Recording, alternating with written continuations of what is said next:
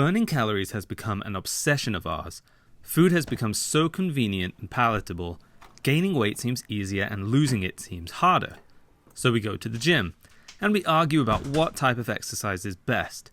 But what if the answers to burning calories have nothing to do with exercise? Or calorie burn is made up of 4 primary parts. The first is basal metabolic rate. This is basically the amount of energy it takes to keep you alive at your current weight and health. The next is exercise. Then there's the thermic effect of food, the amount of calories it takes literally for your digestive system to process the energy coming in. And the last one is called non-exercise activity, thermogenesis. The stuff you do that is not structured exercise, the daily movements that you don't even think about most of the time. We call this NEAT. It's a pretty common misconception that exercise is the only one of these that we can manipulate and increase. In reality, we can change them all. They're all varied on a day-to-day basis, on an hour-to-hour basis, and even a minute-to-minute basis. One of them in particular has the power to radically change your daily energy expenditure. We're going to look at NEAT. So I am going to do a little test to see how NEAT can affect my calorie burn over the workday. I'm going to be measuring my calorie burn using a Fitbit.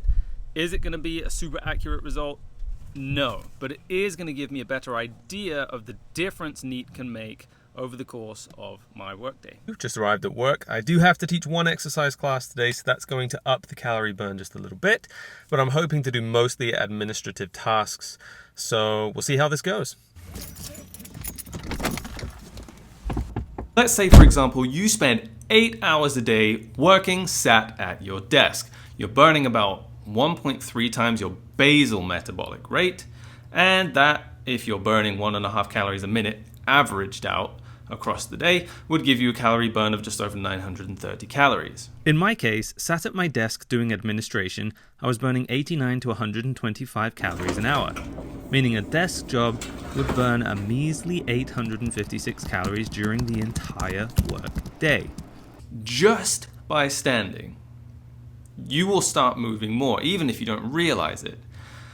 And over the course of those 8 hours, your metabolism will be higher, effectively giving you a burn of just short of 1,300 calories over the same time period. Now let's say you start taking your calls on the go, and your small meetings, you decide to stand up and move around the building, bouncing ideas off each other as you move.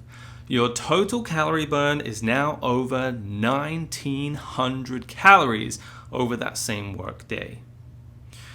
Better yet, that is over 900 calories more than when you were just sat there and you haven't even had to go to the gym. It's more than double what you started with just sat at the desk. Do you know what you'd have to do at the gym to burn an extra 972 calories? And better yet, you have no choice but to go to work because we've got to provide for our families. So you don't have these motivation issues trying to get yourself out of the house like you would do if you were trying to go to the gym. And the payoff?